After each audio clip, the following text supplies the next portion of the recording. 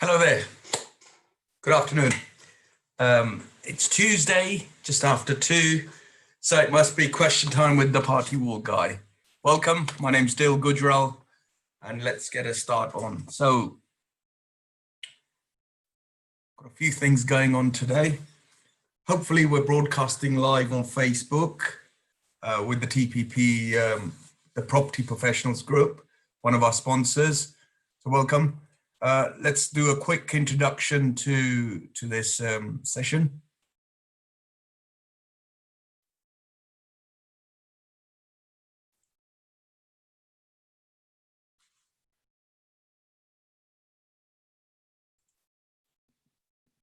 Nope, my slides aren't working at the moment. Hang on a sec. Okay, spotlight. Let's go. Right, okay, great. So, quick housekeeping. This is a Zoom webinar. It's not a Zoom call. So A, that's to protect your privacy. B, it just works slightly better with question and answer sessions. And hopefully you'll enjoy it more. So keep your questions coming in. We had a great week last week. We had loads of questions, quite a little debate going on. So excellent for that. Thank you for that. And we've got some of the guys on today as well. No fire alarm scheduled, and my fire alarm's over. Sorry, my fire exit's over here. Can't help you with yours. Hopefully you know where your fire exits are. And if we do get a fire alarm, it's a real thing. So make sure you know which way to go. Okay, there's various phone. If you're watching this on your phone, there's various options. It's better to watch it on your laptop, but that's life. And we'll go through some of them later on, but you'll find them mainly at the bottom. There's a mic there. So if you can mute yourself as we're on. You can raise your hands. There's a question and answer bit there, and there's 3 dots for various other things. Okay, if we lose hosting here, if we lose the internet connection here, we have a backup internet. It'll take us a minute or 2 to get going.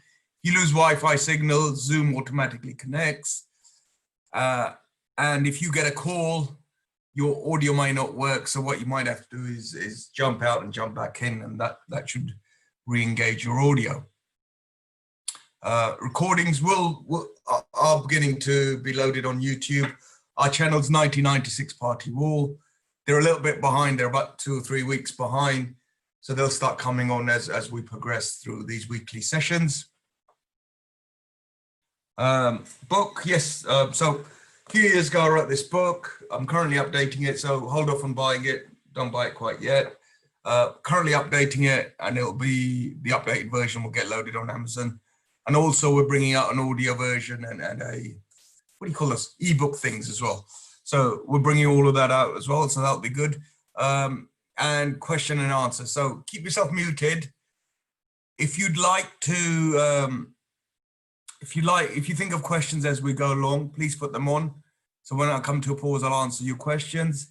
If you'd like to talk, feel free to raise your hands, and I'll bring you on if you'd like to talk and ask the question in person, assuming I can work the tech. So progressing through the tech issue every week. Actually, I think we are live on Facebook, so that's all jolly good.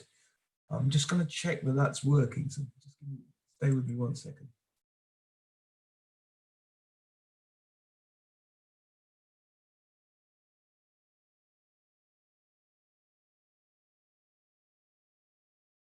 I'm just checking the Facebook page. So the Facebook is done on TPP, and I think we're live. I can't quite work it out. I'm just waiting for it to load up. Well, I believe we're live. We'll find out hopefully soon. Right. Okay. So let's progress with this week's show. We usually get there's quite a lot of interesting scenarios going on in the background. I can't quite discuss them just yet because we like to close the projects before turning them into a case study and discussing them. It can be uncomfortable for the people involved to use them as a case study while it's live. Of course, I'm talking about Party Wall. So a quick introduction to myself. My name's Dil Gujral. I'm the Party Wall guy. I'm the chief surveyor at 1996 Party Wall. And this show is a weekly show. we always try and discuss party wall issues. So if you'd like to send in any questions, you can email me on info@1996 Party Wall, connect with me on LinkedIn, and we can have a little discussion on questions in there. And I always try and bring those onto the show. And we're really grateful to be sponsored by the Property Investor News. Ranjit Singh's on. He'll come on later on. We're live casting this on the Property Professionals Facebook page, and also one of our other sponsors is Wren Kitchens. So let's move into the question we have. Now, I keep getting, hang on a minute, let me get rid of this bit. Sorry, something on my screen. So let's go to the questions. Question and answer. So this is all about questions I get asked. The normal question I get asked is a number of questions. So why undertake the party wall process? Who has to take the party wall process? What do they do when they undertake the party wall process? When should they take the party wall process? Where does it need to be conducted, and how? So I'm going to go through some of these questions today and a few of them as we progress. So I'm trying to break them up so it all sort of sinks in slowly. Apparently I am live on Facebook, so thank you for that, sir. Okay. First question, why undertake the party wall process? So why is quite an important question, so let's go through why we need to take it. So the first point here is it's called something called a schedule of condition survey. If you undertake the party wall process, the building owner, and I'll explain the term later on, building owner is the person carrying out the works, is protected by undertaking a schedule of condition survey on the neighbour's property. So imagine a scenario, you're undertaking building works in your building. You've never been next door. Most of us, unfortunately these days, don't live around our neighbours' houses, and thank God we don't sometimes. So we're not aware of their condition, and we don't know what cracks they are. And the other thing we see quite a lot, people themselves don't know what their houses look like. So they forget if they've got cracks, and we've done surveys where, and this is my favourite story, a little bit, might sound a bit sexist, but it's actually a true story. I went and did a survey, and there was I asked the chap's wife who was at home while I was doing the survey, said, have you had any water leaks? She said, yep, we had a water leak in the passage. It's over there. We've got a watermark. The bathroom's above it. I said, okay. So took photos, put it down on my report, done my process, sent them the report when it's finished. And a day or two later, this chap phones me up, very angry, and said, what do you mean there's a bathroom leak? There's a leak in my passage. There's no leak in my passage. You're talking rubbish. And, you know, this chap was so convinced. I thought, you know, obviously I'd forgotten about that conversation. I'd carried on. And I thought, hang on a minute, I might have made a mistake. So I looked through all my notes, looked through the surveys, and I thought, hang on a minute, that's his photograph. Maybe I mixed it up, I got the wrong photo or made an error somewhere. So I sent him the photo, and he didn't actually reply back. So it's just a case of, look, we don't know what the state of neighbour's property is, and some of the times people in their own properties forget, and they become oblivious to it. They forget about the cracks, and then when there's works next door, they start looking at it with microscopic detail, saying, what's this crack? Or crack, this crack wasn't there before, or that damage wasn't there before. So all these things mean that we end up, there's a risk that the building owner might get blamed for cracks that were already there. And we've done surveys where if I was doing the works next door and I was a careless builder, that's where the crack would show up. So I've had to look outside and say, have they started works next door? Looks like they've caused damage. So one of the primary reasons behind the Party Wall Act is to stop false and malicious claims by neighbours on properties that have already got works going on, already existing damage.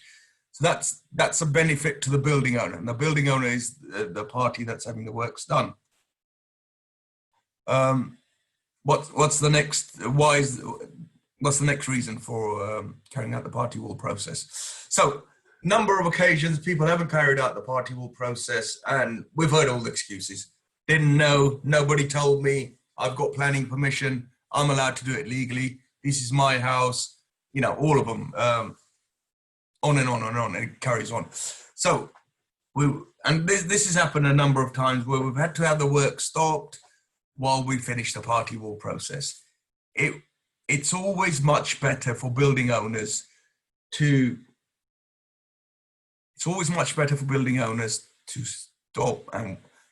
wait until the party wall process is cleared for works to begin. Because when you stop works midstream, you're having to pay builders, and sometimes there's clauses in the builder's contract for when, if they get stopped, they'll end up having to pay compensation. They've got costs going on.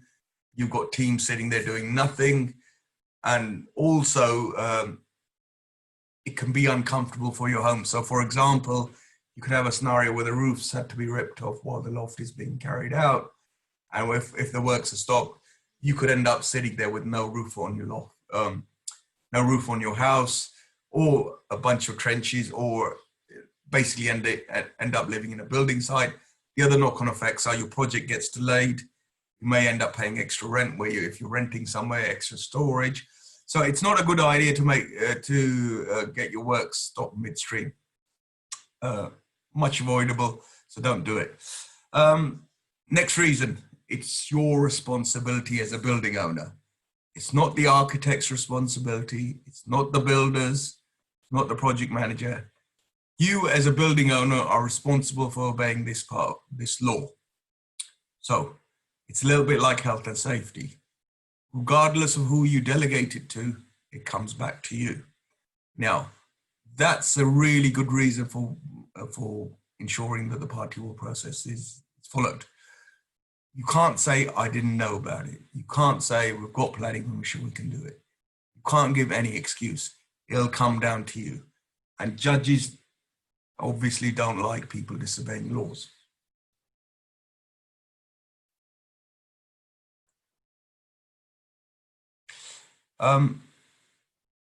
Next reason, prevent legal action. So there's no party wall police as such. We don't have people saying, you know, we don't have guys running around in cars with blue or green or red lights saying you haven't done the party wall process. It's not enforced like planning where you have a council department. The enforcement of the Party Wall Act is done by the neighbours, in a sense, where they can take legal action. So if you get to a state where your neighbour takes legal action, you'll end up paying extra costs. And sometimes it gets harder to resolve the further it goes. So don't get yourself into a state where the neighbour takes legal action. You're then having to undo the legal action, carry the process out, and then do the party wall process anyway. And then it becomes more expensive, whereas it's much better to start it in the first place. And I'll discuss this when I talk about when to do it. There are certain points where it's easier to undertake the party wall process than when you go past those points. So make sure you get it in hand and do it as soon as possible. I know I keep going on about this each week, but it is important. And finally, last but definitely not the least, it is the law. So I've had a number of questions. People are saying, is it the law? What can they do? And a lot of the thinking goes back to the point where it just first come in, or it hadn't come in, and it was law in central London. So if you look at the history, the Party Wall Act started originally as the London Building Act 1939, which applied to eight inner London boroughs, and it was extended on the 1st of July 1997 under the Party Wall Etc. Act 1996, 1st of July 1997. And it's taken about 20 years, but now suddenly everyone seems to be waking up saying, whoops, got to get this done, and everyone's becoming aware of it. So that's the main reasons for carrying out the party wall process. Please don't miss it. It's not going to do you any good. And in fact, it works out better to be ahead of the process. I'm going to come to that when I talk about how to do it. So before I go on to say who, I've got a question in the chat box, so I'm going to have a look at this one. What happens when you serve an award and the building owner who has appointed you do not receive the award and fails to pay you? What happens? Okay, so interesting. What question? What happens when you serve an award and the building owner who appointed you did not receive the award and fails to pay you? So this is from a surveyor. So well done. If you'd like to come on and ask the question, raise your hand. I'll see if I can get you on. But great question. So an award, I'm going to go through at some point later on. An award is what's termed as a party wall agreement. What would be termed as a party wall agreement? So an award is the legal document which sets out rights and responsibilities of each party. Now, we'll go through it when we go through the process. So basic process outline. You serve a notice. Either the neighbour appoints their own surveyor or appoints you as agreed surveyor. You can act for a building owner or as an agreed surveyor or adjoining owner. In this scenario, we're talking about the building, you acting as a building owner surveyor. So if you act as a building owner surveyor, you serve the award, and in the award is a legal document which sets out the building owner's rights and responsibilities of the adjoining owner. It'll also have, most awards also include costs payable to surveyors. So they'll say the adjoining owner surveyor will be paid X upon the service of the award. The building owner surveyor will be paid Y upon the service of the award. And then the award is signed by both surveyors. It's not signed by the owners. The document itself can be anything from about 5 pages to 8 pages. There's ancillary documents to go with it, and they're appended as contents, and they're all listed in there. So those are the main points in that award, or we'll call it a party wall agreement for short, because that's the terminology everybody's familiar with. So when the award is served, now an award is served by posting it, certificate of posting. I'm gonna get a t-shirt made with certificate of posting on it soon. So the way you serve an award as a surveyor is you post it via first class, and you obtain a certificate of posting. Now, it depends what your letter of appointment says. Under the Communications Act, the Party Wall Act was amended by the Communications Act 2015, Communications Act Electronic Order 2015. That was sponsored by a chap called Nick Isaacs, who's a QC, which means that if your letter of appointment gives you permission to serve documents electronically, the party who's being served can accept electronic serving. So you can simply email them. It's a good idea to ask them to confirm, but an email is sufficient, but only if they agree to have documents served electronically.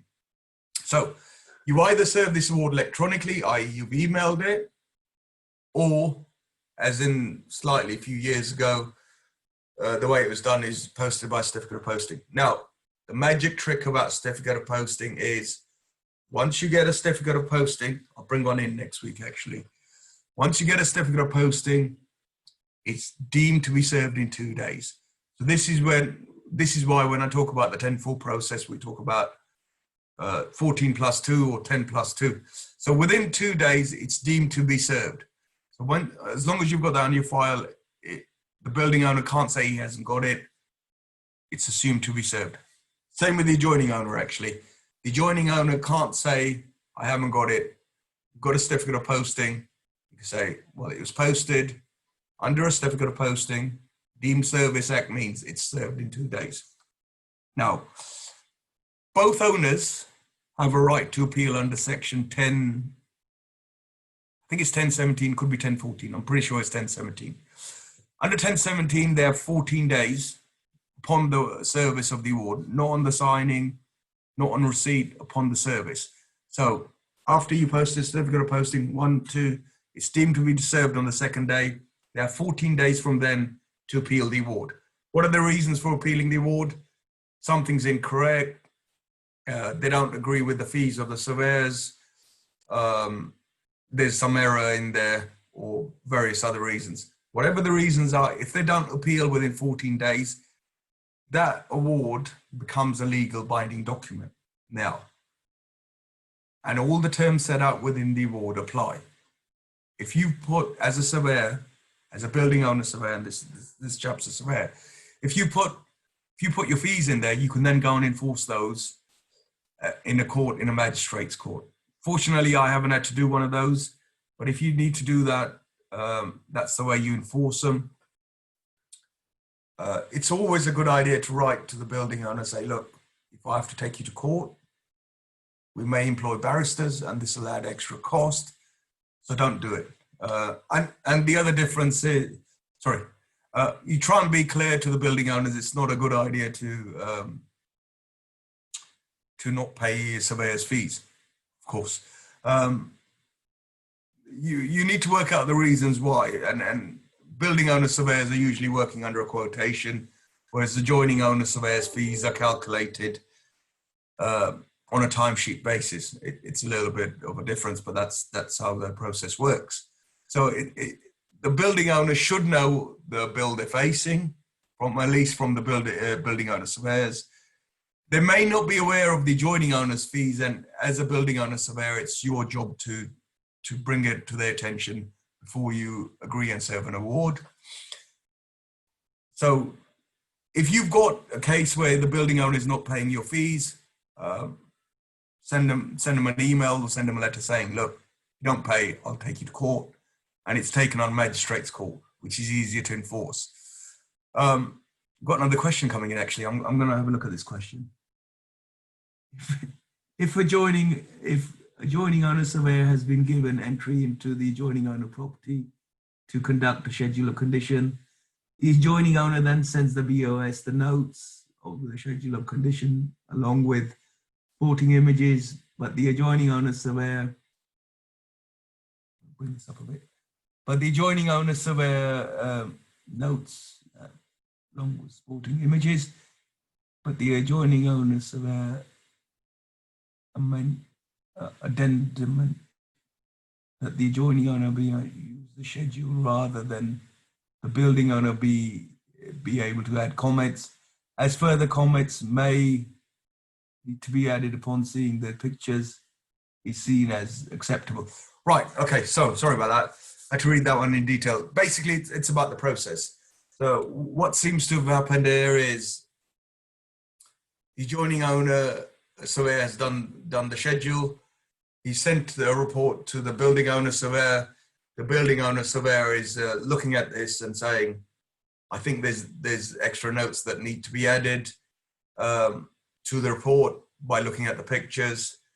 I'm trying to work out the question. May need to be added upon seeing the pictures. Is this seen as acceptable? Right, okay.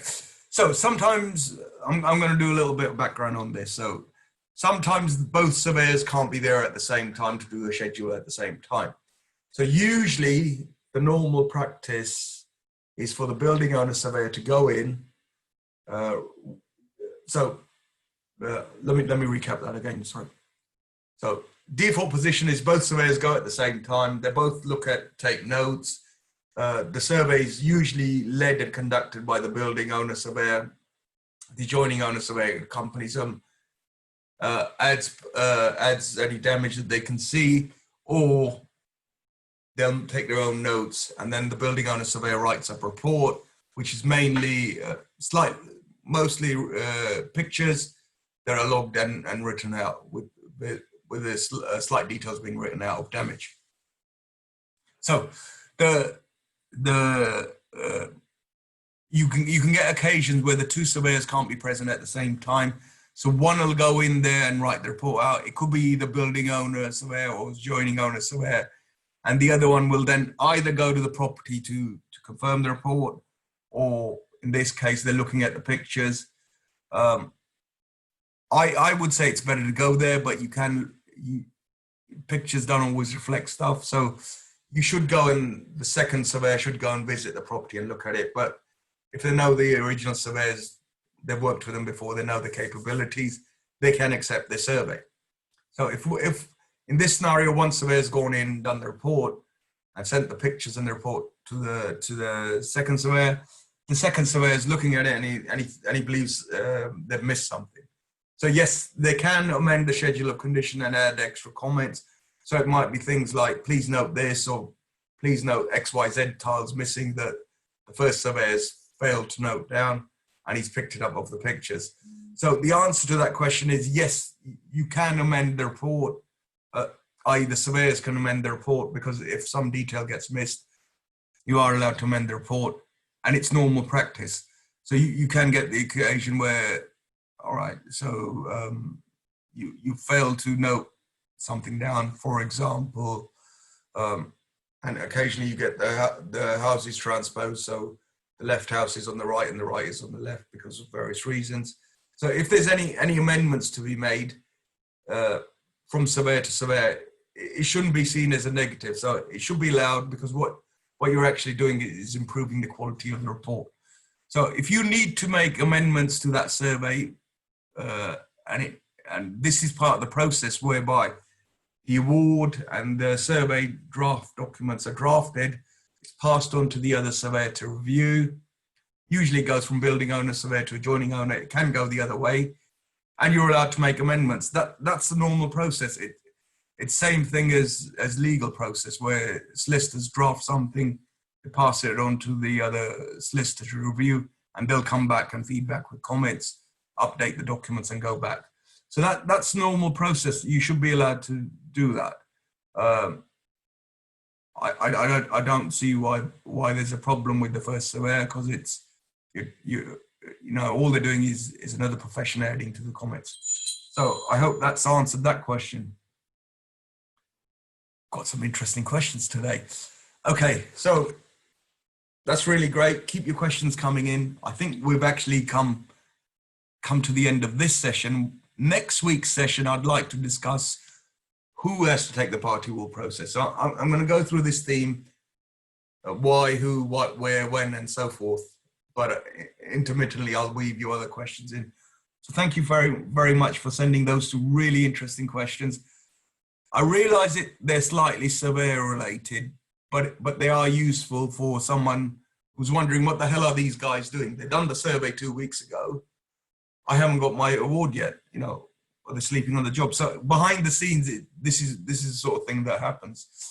I think I might have another question, actually. I'm going to try reading this one out. Also for schedule of condition, should you be only taking pictures of the areas which are going to be affected by the building owner works, or should you be taking pictures of the complete property? I find most surveyors take pictures of the areas which are not relevant. Right, good question. What areas do you survey? So ideally, you should be surveying the areas that are likely to be affected by the works. A lot of surveyors take extra pictures, and we try and take extra pictures actually. The reasoning we're using is, and we have professional disagreements with some of our colleagues and other surveyors. Look, you've spent 45 minutes, an hour going there. You're going to do this survey that's going to take somewhere between 20 to 45 minutes, right? You're going to go back, all the rest of the process is the same. You're going to travel back, you're going to write the report up, it's all going to be documented. You might as well do a little bit extra. And by this, I don't mean the entire house. This isn't a structural survey. This is not a valuation. This is strictly, it's just a schedule of condition of the areas that are likely to be affected. So you don't do the whole house, no. You don't do every single area, but we try and do slightly more areas that are likely to be affected. So give you an example. If someone's removing the chimneys, you'd like to, and on both floors, you need to do the downstairs, the upstairs, and in the loft. The loft won't usually be affected, but you know, that's where the repairs are done, so you might as well do that. If they're doing a rear extension, you're going to do the back room, upstairs, downstairs, and upstairs, and the rear garden. And we also do the front garden. And the reason for the front garden is then the neighbor can't say, well, he's damaged my window, he broke the window, it wasn't there before. And I realize it's nothing to do with party wall. It's nothing to do with how you should be doing it. It's just a little bit of extra we like to do. It's just the way I like to do it. But strictly speaking, you don't need to do areas which are unlikely to be affected. And when it comes to claims, you're there to settle claims that are due to notifiable works, not everything else. So in a sense, yeah, you're right. You should only do the areas that are likely to be affected. Personally, I like to do a little bit extra. And I'm not talking about every little nook and cranny. I'm just saying these are perhaps areas that might also get affected. Although it's not notifiable area, things like in the back garden, front garden, and so on. So that just gives you an idea of our approach. All the approach is different, and I do get into professional arguments with colleagues, but it's just the way I feel that's comfortable. And in the past, we've had, so for example, that someone's doing a rear extension, and because we always log the condition of the front, there was damage on the wall on the other side. We were doing it for some other surveyor at this point. His usual approach is you do too many photos. But anyway, on this occasion, we'd log that photograph, we'd log the other side of the wall, and we had it on our file saying, well, no, actually, it was like this before, so it gives us a before and after. So the strict answer is, no, you don't need to do it, just the area is likely to be affected. If you can do extra, do extra. And nowadays you've got digital photos, you don't have to print things, you don't have to finish the reel. I'm really going into old days now. You don't have to finish the reel, you don't have to develop the photos, you don't have to get multiple copies and add them to the report. So because it's all digitized, it's worth doing the extra. So great question, actually. Might have to have a surveyor's debate on one of these things. Brilliant. So, and then I've got another question coming in. If a building owner is building up to the line of junction, i.e. the new flank wall, and he's leaving 200 mil away from the boundary, does section 1.5 reply or not? That actually is a super good question. So the question I'm going to reiterate for you. If the building owner is building up to the line of junction, i.e. a new flank wall, and leaving 200 mil away from the boundary, does section 1.5 apply? Okay. I have covered this in one of the past videos, so I'm going to go through it again. Just a quick explanation. Line of junction is where it's a point on the ground, and it's not a boundary. There's differences between boundaries and line of junction. Line of junction is where two lands meet. Now, under the Act, Section 1 is about building on the line of junction. You build buildings on the line of junction, you get rights to put scaffolding on the neighbour's land. Great, right. So this is part of the function of the Party Wall Act, which is an enabling act which allows building works to take place. So it's helpful for building owners to build. And Section 1 is the most helpful section in the Act, one of the most helpful. It adds on with Section 8, rights of entry, rights of access. So under Section 1.5, if you build on the line of junction, you have rights to go on the neighbouring land. Now, if you're leaving 200 mil away, you're not building on the line of junction. So either you build on the line of junction, and the line of junction is like, it's virtually an infinitesimally small point that's got no, I mean, look, probably, you can't define the thickness, but it's where the lands meet. So if you're building even 20 mil, 50 mil away, you're not building on the line of junction. So it's either on the line of junction or it's not. You can't have a gap between it. So hopefully that answers the question. If there's a gap, you're not building on the line of junction, Section 1 doesn't apply. There's no gap, building on the line of junction, that's the definition of it. Got another question coming in? No, that was it. So I will go through this line of junction business because there's an interesting case study that I'm looking at right now almost. So those are super great questions. And it's important because this is where the interpretation of the Act goes astray. So thank you for those great questions. Keep them coming in. I will see you next week. But before we disappear, we'd like to bring on one of our sponsors, Mr. Ranjit Singh. Let me see if I can bring you on. Promote to panelist. Okay, happy days.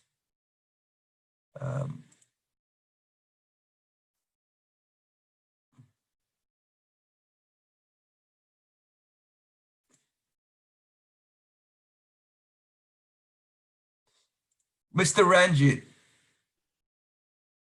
can you hear me? I can hear you loud and clear. Excellent. I believe I can see your video as well. Is that yours? My video, yes. Excellent. Thank you for being with us. Thank you for sponsoring our program.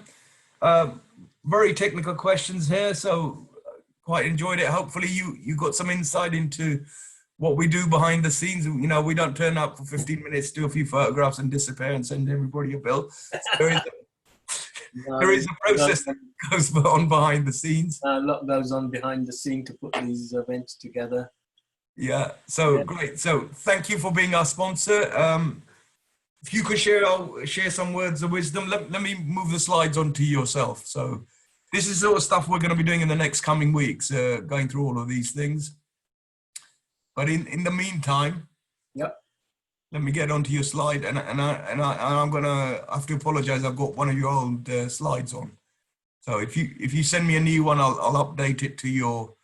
Actually, I'm not going to spoil your announcement. So hang on.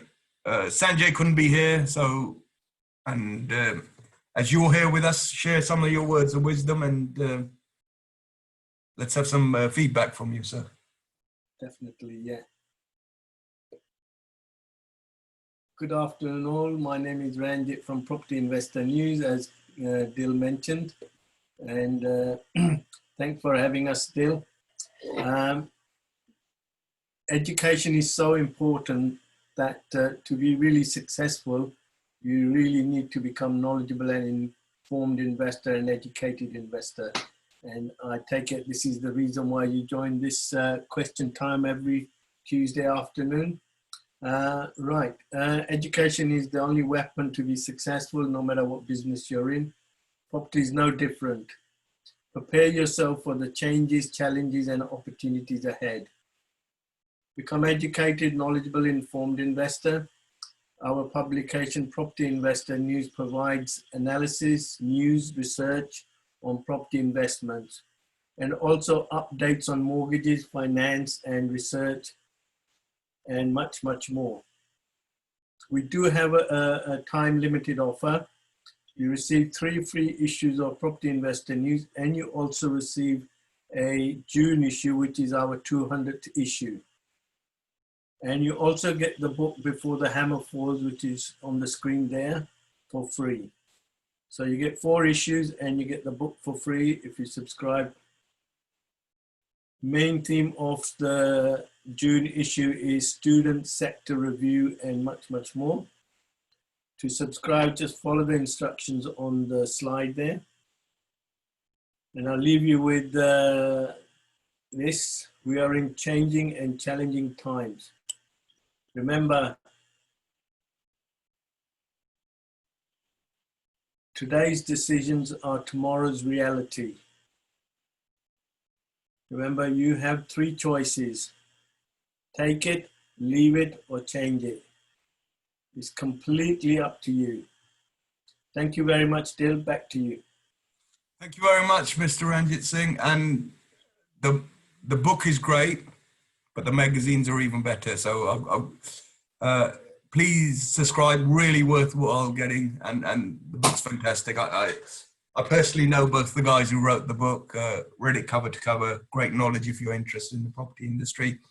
Someone sneaked a question in just while we're on there, and I'm going to answer it because I think it's a great question. Dil, have you heard of party wall negligence insurance? I think what they mean is professional indemnity insurance.